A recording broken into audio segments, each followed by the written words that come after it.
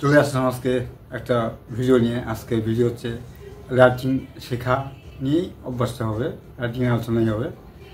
আজকে একটু একটু উঁচু ক্লাস, এর আগের দিন আমি যে শুরু করছি ছোটো অনুচ্ছেদ দিয়ে 5-6-এর জন্য, ওটা যেমন আমি প্যারাগ্রাফ লিখে দিয়েছি, তার সঙ্গে আমি বর্ণমাত্রা লিখে দিয়েছি।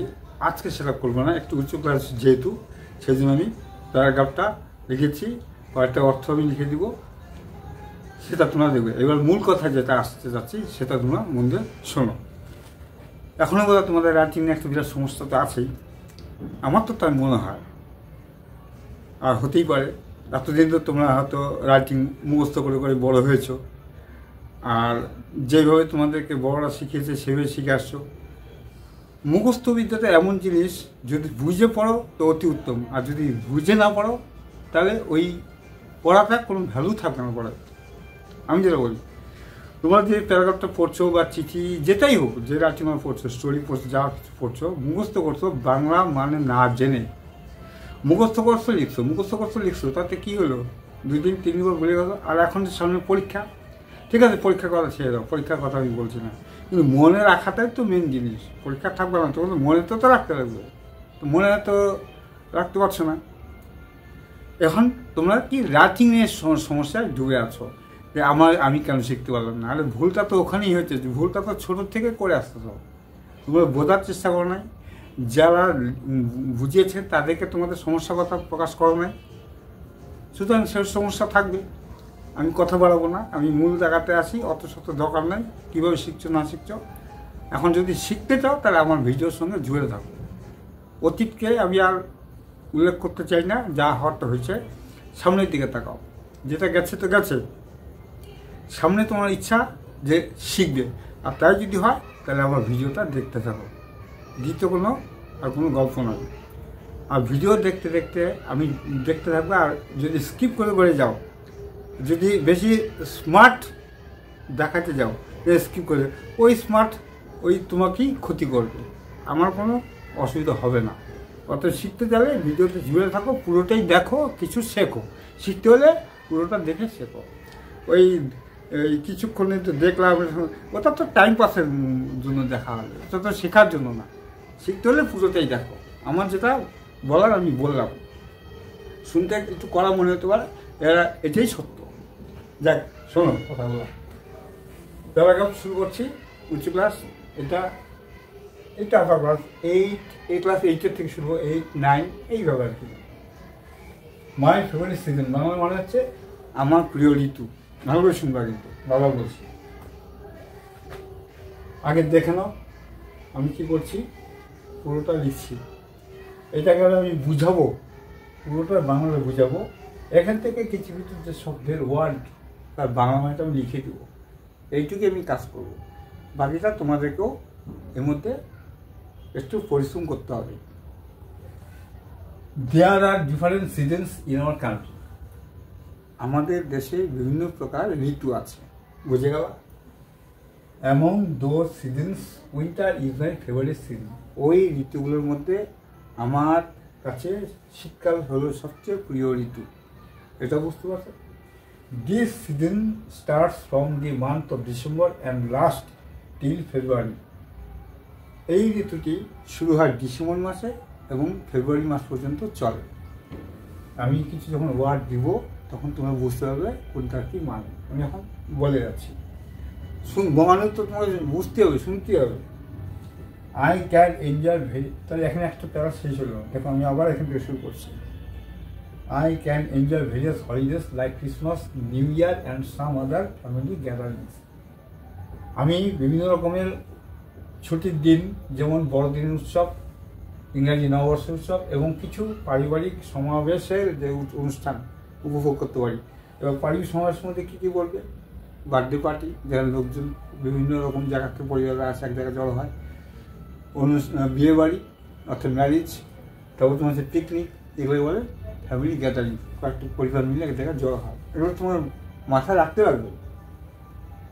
In this season the nature gives me a lot of pleasure, এই ঋতুতে প্রকৃতি আমাকে প্রচুর আনন্দ দেয়। এ লট অফ মানে প্রচুর, আমি ওয়ার্ড দিব চিন্তা নাই।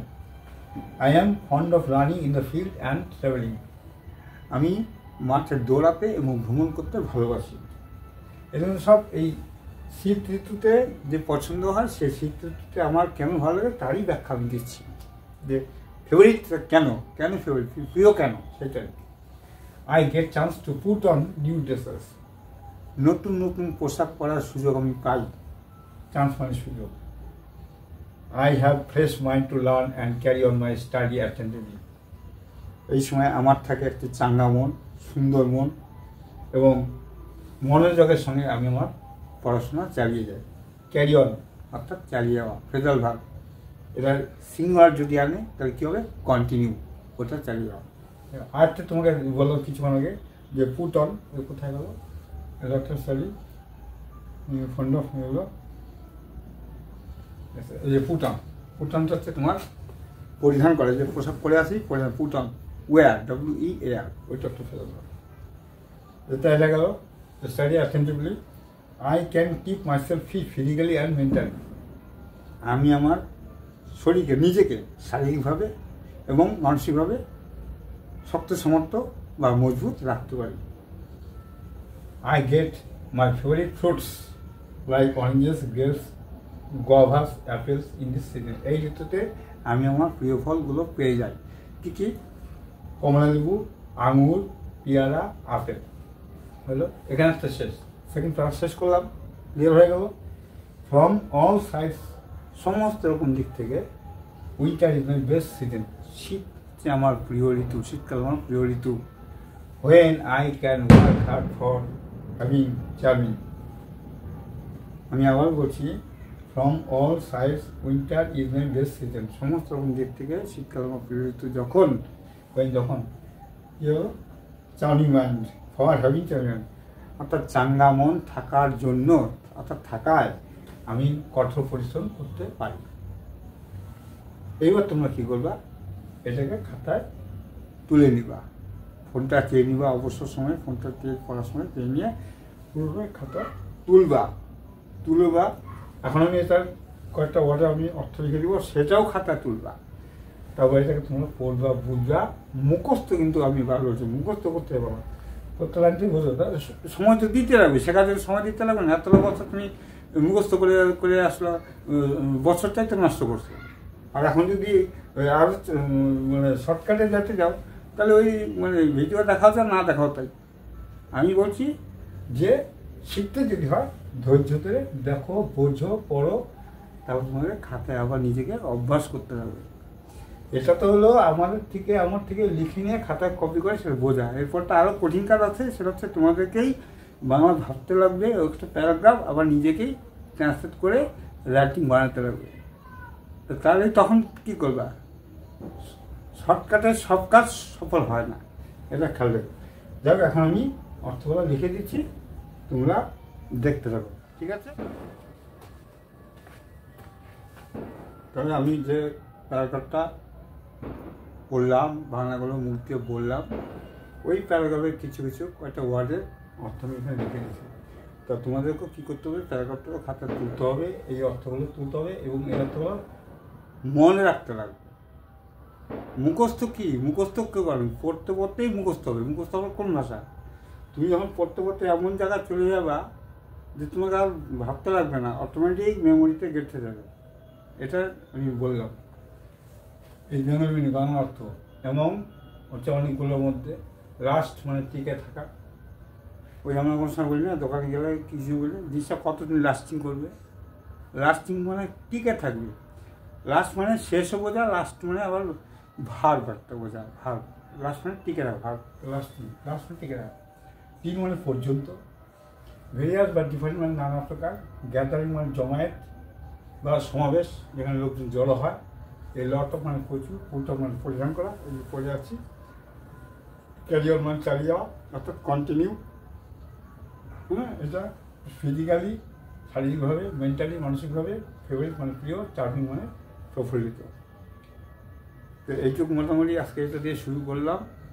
পরবর্তীতে আমি কি দেখি, গল্পও দেখাতে পারি, স্টোরি, আবার প্যারাগ্রাফ চলতে পারে। তোমাদেরকে বারবার বলছি, স্কিপ মোটেই করবে না। যদি স্কিপ করার গ্যাপ দিয়ে শুনে যাও, তোমাদের শিক্ষার মধ্যে কিন্তু ওই গ্যাপটা থেকে যাবে। ওই গ্যাপ আর কোনোদিন পূরণ হবে না। শিখতে গেলে শিখতে গেলে এই লেখার ভিতরে তোমাকে ঢুকতে লাগবে, জানতে হবে, ধৈর্যটাও রাখতে হবে। অনেক কথা বলে ফেললাম, এটুকু থাক। তোমরা আমার ভিডিওর সঙ্গে জুড়ে থাকো, আমার ভিডিও দেখতে থাকো, আর কিছু শিখতে থাকো।